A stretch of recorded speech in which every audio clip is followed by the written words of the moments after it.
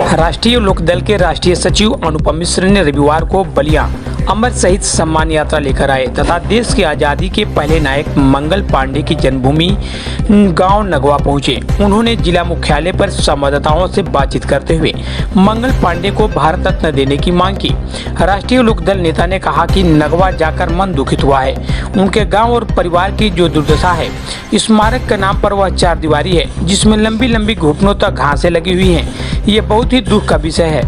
आज आज़ादी के इस महानायक जिसे हिंदुस्तान को आज़ाद कराने का पहला बिगुल बजाया कि जन्मभूमि और कर्मभूमि की इतनी दुर्दशा है, सरकारों ने कहीं न कहीं उपेक्षा किया है। उनके परिवार से यह टीस मिली कि शायद हम लोग ब्राह्मण कुल में पैदा हुए हैं, इसलिए सरकारों ने ऐसा भेदभाव किया है। ऐसे ही दुर्दशा चंद्रशेखर आज़ाद के परिवार और उसका स्मारक का भी है। ऐसा ही दुर्दशा राम प्रसाद बिस्मिल्ला की भी है। मैं वापस लौटूंगा तब मुख्यमंत्री से बात करूंगा। प्रधानमंत्री को भी इस बात के लिए पत्र लिख रहा हूं। उम्मीद है कि मेरी बात सुनी जाएगी क्योंकि हम सरकार के अंग हैं। उन्होंने मांग किया है कि मंगल पांडे को भारत रत्न का सम्मान दिया जाना चाहिए, जो भारत रत्न का सम्मान होगा। इसके साथ ही मंगल पांडे की विश्व में सबसे ऊंची प्रतिमा बलिया में स्थापित करने की मांग की है, क्योंकि उन्होंने कहा कि उनका कद हिंदुस्तान के किसी भी सेनानियों से कहीं ज़्यादा ऊंचा है। यदि उन्होंने हिंदुस्तान को आज़ादी का पहला बिगुल नहीं फूंका होता तो न गांधी, न नेहरू, न टैगोर होते और न अम्बेडकर और लोहिया होते। आज़ादी के 78 साल क्यों लग गए?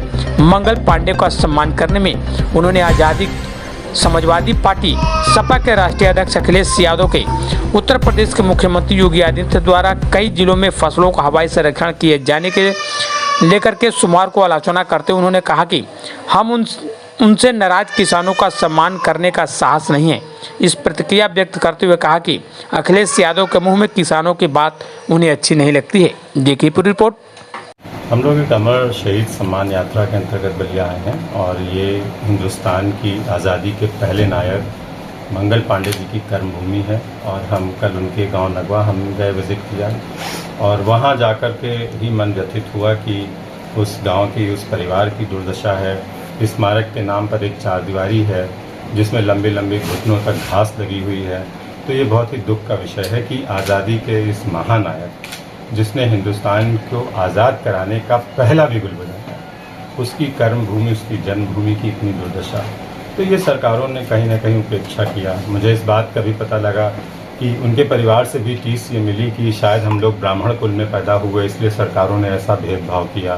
तो ये भी बहुत गलत है। उस बात से फिर ध्यान इस बात पे भी गया कि ऐसी ही दुर्दशा जो है वो चंद्रशेखर आज़ाद जी के परिवार की और उनके स्मारक स्थल की है। ऐसी ही दुर्दशा राम प्रसाद बिस्मिल के यहाँ की भी है।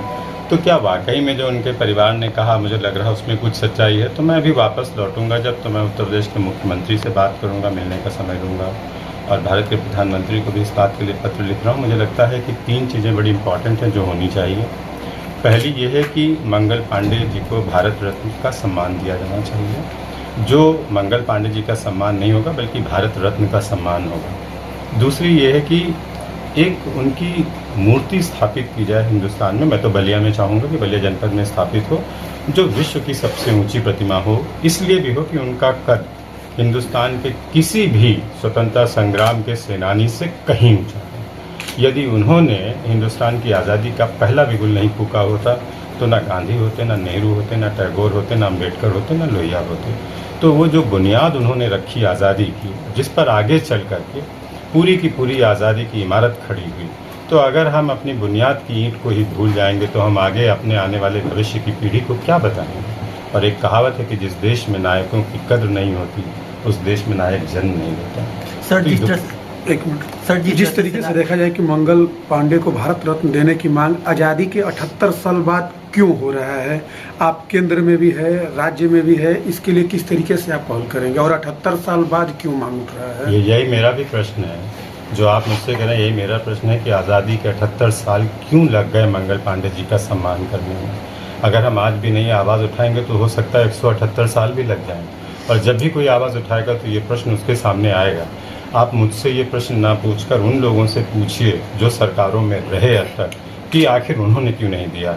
मुझे तो आप ये कहिए कि कम से कम 78 साल बाद मैं आवाज़ उठा रहा हूँ। इसके लिए आगे की क्या रणनीति आप लोग? मैंने आपसे पहले कहा कि मुख्यमंत्री और प्रधानमंत्री मेरा पहला स्टेप है। और मुझे उम्मीद है कि मेरी बात सुनी जाएगी, क्योंकि हम सरकार के अंग हैं, हम ज़्यादा अच्छे तरीके से रख सकते हैं इस बात को।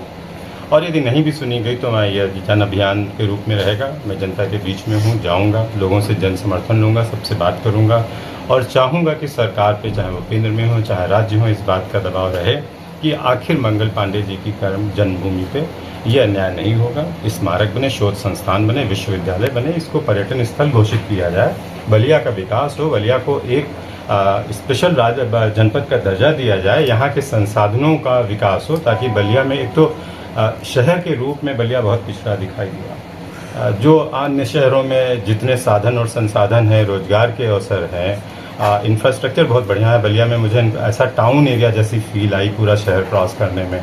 और विडंबना यह है कि इस जनपद ने भारत को प्रधानमंत्री दिया, और तब और दुख होता है कि जो यहाँ से प्रधानमंत्री की कुर्सी पे बैठे उन्होंने भी मंगल पांडे की खबर नहीं ली।